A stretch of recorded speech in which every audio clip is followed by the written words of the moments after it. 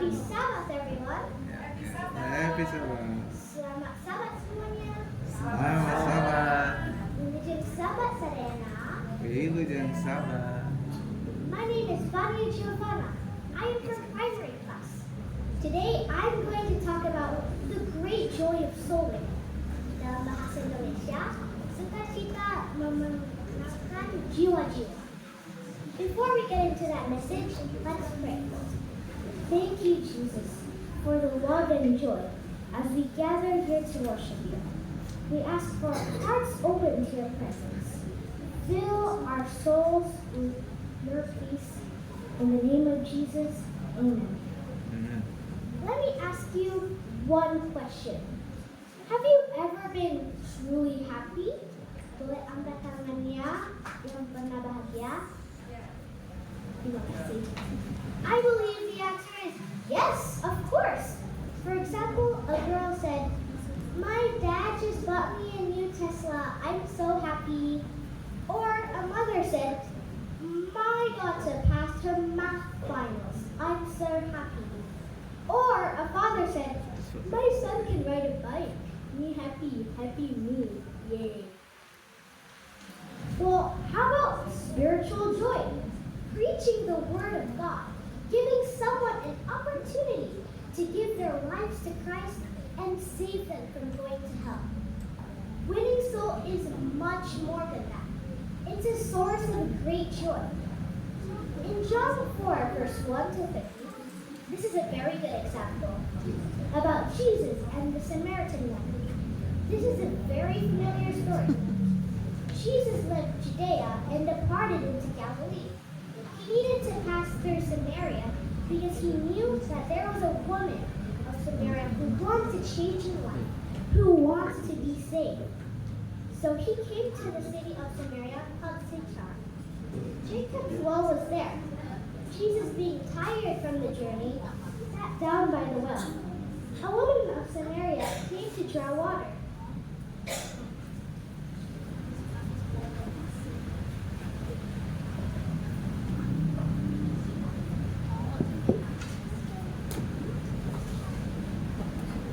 Jesus said to her, "Give me a drink."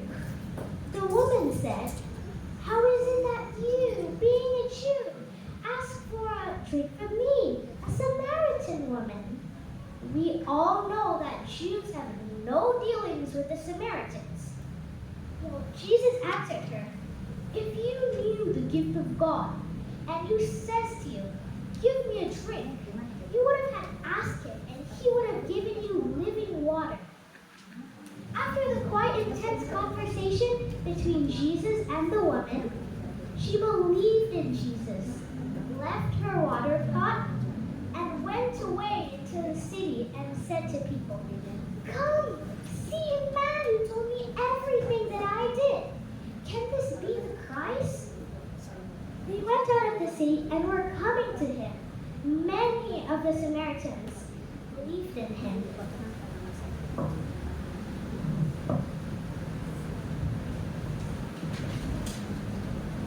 We can see that within those few moments of that well, Jesus transformed the life of this woman. That is very impressive.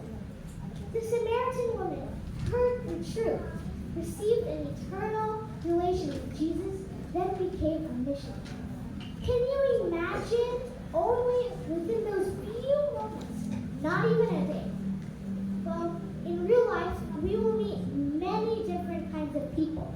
Stealer, liar, or maybe killer. We'll never know. Show them that we are a good Christian. No judgment. Another question. Can kids reach others for Christ? Yes. Well, what can I do? Or we? Showing good attitudes. Respecting each other. Like I said before, no judgment. What else? Visiting orphanage with church group. Love each other. In John 13, verse 34, Jesus said, "Love one another as I have loved you, that you also love one another. By this, All will know that you are my disciples if you love one another. People believe what they see, so show them that we are a good Christian. In Mark 16, verse 15, he said to them, "Go into all the world and preach the good news to the whole creation." By the way, saya suka lagu yang saya selalu nyanyikan setiap saat. It's like this. Ku akan pergi, beritakan firman Tuhan. And the lagu said, beritakan firman Tuhan. Remember, you will never do anything that brings greater joy both on earth and in heaven than to lead someone to Jesus. Thank you. God bless all of us.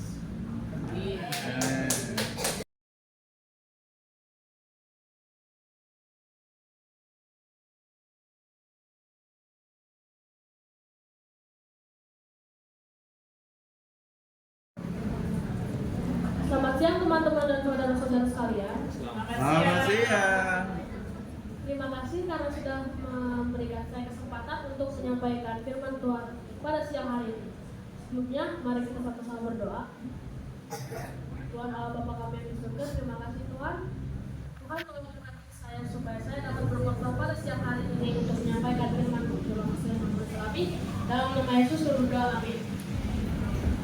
Dulu khotbah yang akan saya bawakan adalah kecil itu besar. Wow. Dahulu kala ada sebuah cerita yang sangat luar biasa, di mana dari seutas benang layangan menjadi sebuah jembatan yang sangat besar yang menghubungkan dua negara. Jadi, dulu ada pemuda yang bernama Homan Gauss yang berusia 15 tahun. Pada tanggal 18 Januari 1848, dia bermain layangan di sebuah tebing yang di bawahnya adalah sungai yang sangat besar dan luas. Nah, sungai ini membatasi dua negara, yaitu Amerika dan Kanada. Ketika layangannya jatuh di tebing sebelah yang lain, maka di tebing sebelah yang lain ada orang yang mengikatkan benang layangan itu ke tanah dengan sangat kuat. Nah, maka banyak orang yang mengikuti hal tersebut sehingga terbentuklah sebuah simbol, dan berulang kali itu dilakukan, terbentuklah sebuah tali tambah, dan berulang kali terus-menerus itu dilakukan. Itu pun menjadi dasar pembangunan jembatan yang menghubungkan dua negara, yaitu Amerika dan Kanada. Sampai sekarang jembatan itu terus-menerus dikembangkan sehingga kereta, mobil, motor bisa lewat. Nah, ini contoh gambar jembatannya. Dari seutas tali yang kecil bisa menjadi sebuah jembatan yang sangat besar menghubungkan dua negara. Cerita tersebut ditulis di dalam buku yang berjudul The Guides Bridge to Nation. Nah, ingat, kecil itu besar. Paulus pernah berkata kepada Timotius dalam 1 Timotius 4 ayat 12, "Jangan seorang pun menganggap engkau rendah karena engkau muda. Jadilah teladan bagi orang-orang percaya dalam perkataanmu, dalam tingkah lakumu, dalam kasihmu, dalam kesetiaanmu, dan dalam kesucianmu." Ingat, kecil itu besar. Teman-teman ingat tidak kisah tentang Yesus yang dimodali oleh seorang anak kecil untuk memberi makan 5.000 orang? Ingat juga tidak cerita tentang Simpson? Dia membunuh 1.000 orang Filistin hanya dengan tulang rahang keledai yang termasuk binatang yang kecil. Ingat, kecil itu besar. Daud pernah mengalahkan Goliat hanya dengan satu batu kecil. Nah, kecil itu besar. Kita juga pada zaman ini sudah hebat karena teknologi zaman ini sudah banyak sekali dikembangkan. Contohnya ada iPad, ada iPhone 15 Pro Max, dan lain-lain. Dan kita sebagai pemuda bisa menggunakan hal-hal seperti itu. Tapi, apa tantangan zaman bagi pemuda? Yang pertama, kemudaan identik dengan kekurangan. Contohnya, kurang pengalaman, kurang pengetahuan, kurang kontrol diri, dan kurang bijaksana. Yang kedua, pengetahuan dalam teknologi dan globalisasi membentuk pola pikir dan gaya hidup pemuda. Yang ketiga, generasi kita bengkok hatinya, tidak lagi mencari Tuhan dan masa bodoh terhadapnya.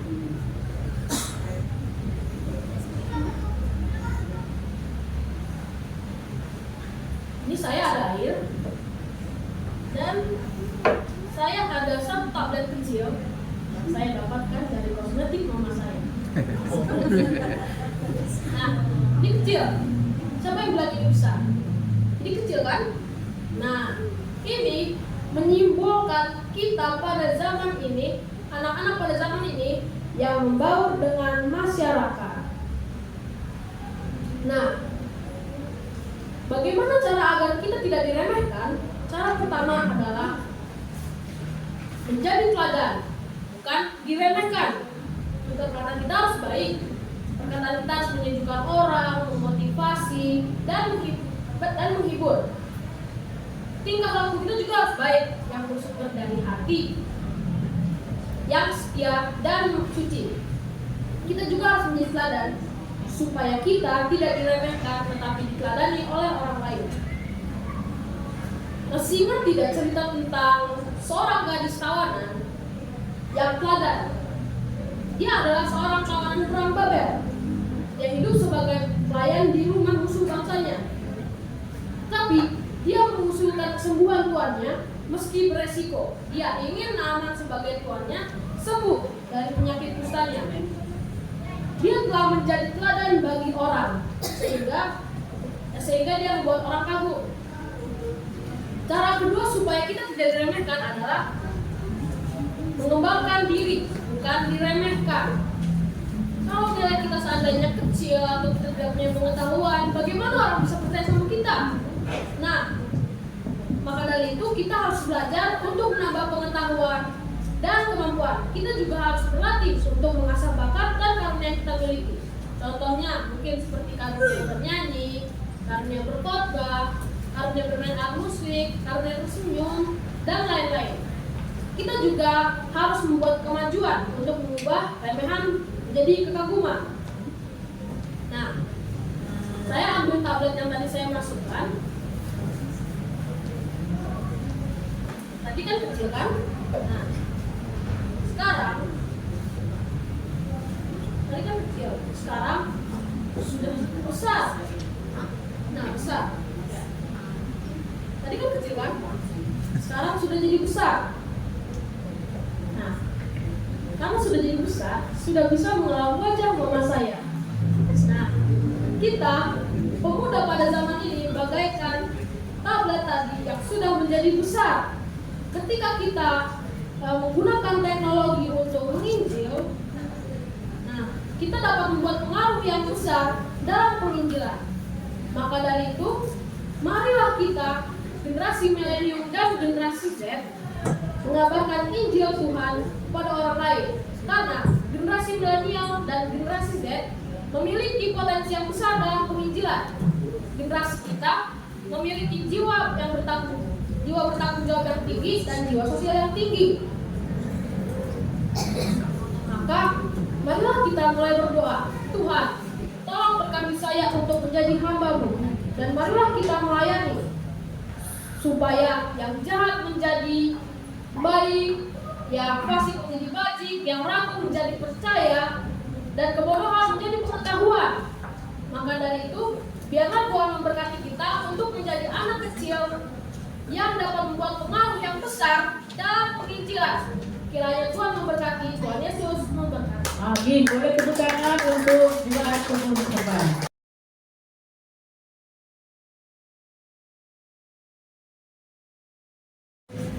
Shalom. Shalom. Selamat sabat buat kita semua. Selamat sabat. Sebelum kita memulai khotbah saya, mari kita berdoa. Tuhan Yesus, terima kasih untuk sabat yang telah Kau berikan kepada kami. Sekarang kami ingin mendengar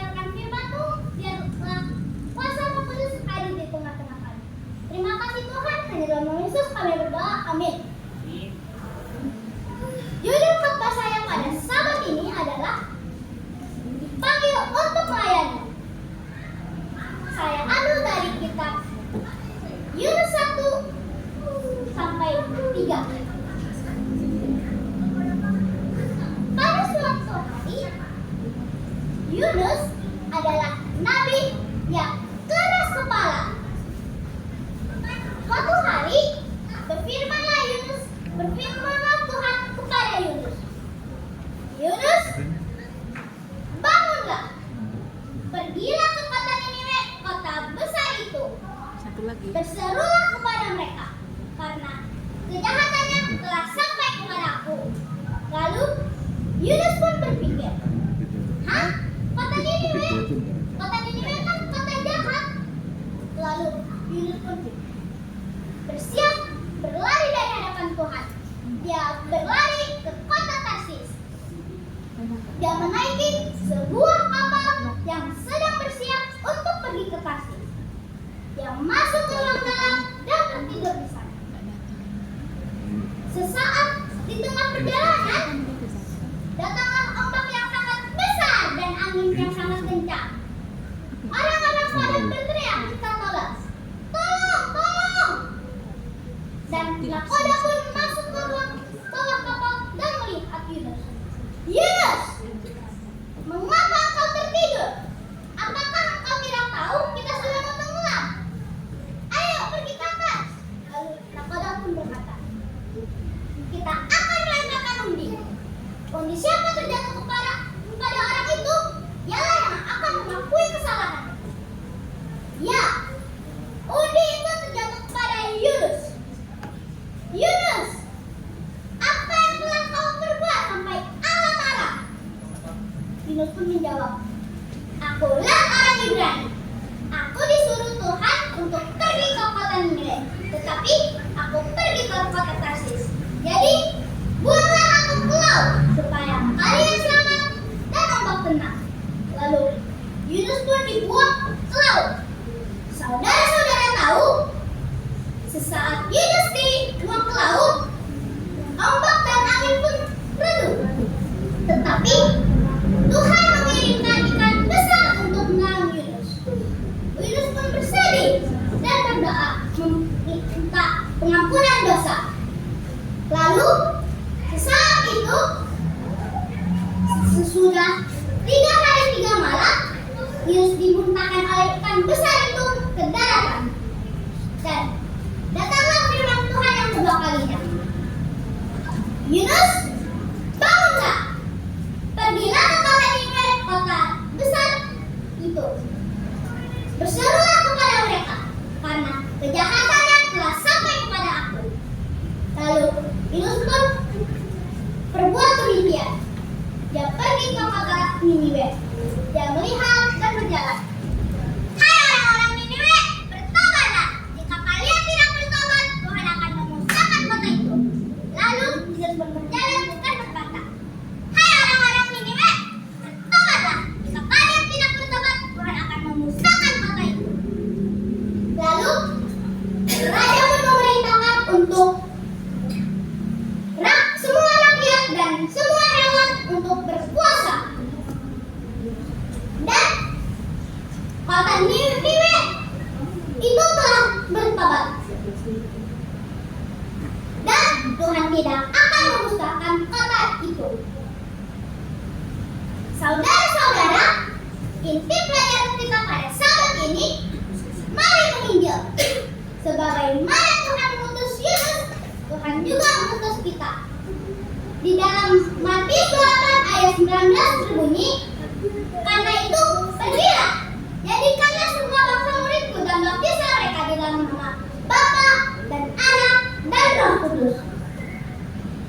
Saudara-saudara, walaupun saya masih kecil, saya bisa menginjil melalui berbuat baik dengan cara membantu mama di rumah, berbuat menolong sesama dengan cara tidak membedakan agama, tidak membedakan suku, dan tidak membedakan warna kulit. Dan masih banyak cara lain yang kita bisa perbuat dengan menginjil.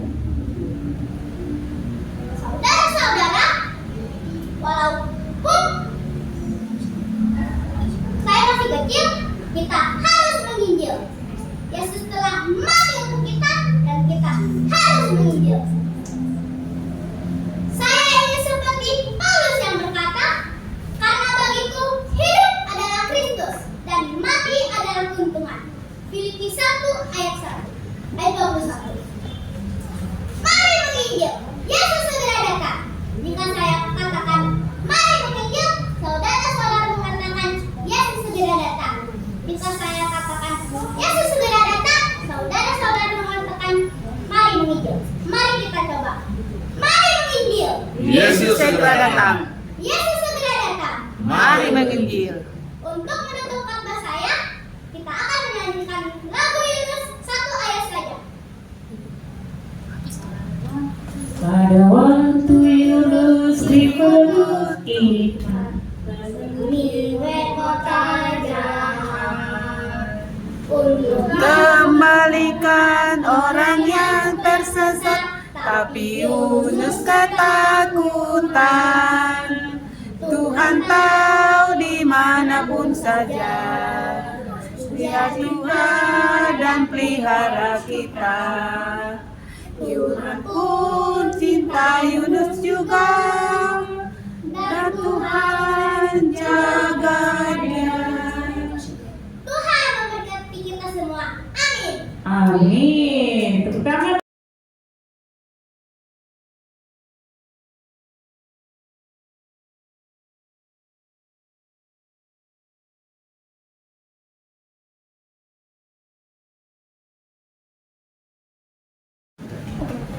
Hello once again, and I'm sorry for the interruption. My name is Robin Emily Liberca Samasir, and for today I'll be doing a sermon. I'm from the Santa Margaret congregation, and before I do the sermon, let us pray. Thank you, God, for giving me this chance in this church, and I can perform my sermon well, and please bless me and the others so they can perform their sermon nicely. Thank you, God. Amen. Okay, so today I would like to discuss about the topic of how difficult it is to spread the word of God. So spreading the word of God is difficult because there are many religions in this world. With over 1,000 religions in this world, it can be sometimes difficult to spread the word of God in Christianity terms, because a lot of people put a name on us and say, oh, Christians are selfish, Christians are bad, and a lot of different names. But here are the disadvantages and advantages to that. First, the advantage to that is that even though they think that we are incorrect, in the end, the people who are discriminated against are always right. People who are put a name against, like, oh, they're bad, they're selfish. In the end, they're always right. And the disadvantage is that, well, people think that we're bad and selfish and we're always like that. But in real life, it's only a small community of people who do that stuff. Just look at the Pharisees and Jesus. The Pharisees denied that Jesus was the Savior and named him as bad and titled him as selfish and greedy and other bad adjectives like that. But Jesus in the end was our Lord and Savior, and he is coming back to save us. I'd like to take a message from Stephen. Stephen was a pure man, and he was good. Okay, wait, let me put it down for a second so I can search for it. I found it. Okay. So, I will read the stoning of Stephen from verse 54 to 60. If you have your Bible, open it if you like. The stoning of Stephen. When they heard this, they were furious and gnashed their teeth at them. But Stephen, full of the Holy Spirit, looked up to heaven and saw the glory of God, and Jesus standing at the right hand of God. Look, he said, I see heaven open and the Son of Man standing at the right hand of God. At this they covered their ears, and yelling at the top of their voices, they yelled at him, dragged him out of the city, and began to stone him. Meanwhile, the witnesses laid their clothes at the feet of a young man named Saul. While they were stoning him, Stephen prayed, Lord Jesus, receive my spirit. Then he fell on his knees and cried out, Lord, do not hold this sin against them. When they had said this, he fell asleep. Now, what I would take from Stephen is that how pure he is. How pure he is for saying that Jesus and the Lord should forgive him, should forgive the people who stoned him, even after they kill them. That's a pure thing to do, and a thing that I'd like to take another thing is that whatever wrongdoing someone does to us, we should always forgive them, because in the end, it's their consequence if they've done something wrong to us or not. Okay, alright. Also, another message I would take from Stephen is that our job as humans is to not fully convert someone into Christianity. My friend, she was forced to turn to Christianity, and that made her scared of Christians. And we as Christians shouldn't give that message as forcing. We should always just let God convert them and us put the Holy Spirit in them. Alright, that's all for me, and let us pray before I end the sermon. Thank you, God, because I can praise the Lord here, and the judges in front of me can rate my performance and give feedback to me, because in the future I might have to do a sermon again. Please bless the others who are also going to do a sermon and also going to do great things with their words. Thank you, God. Amen.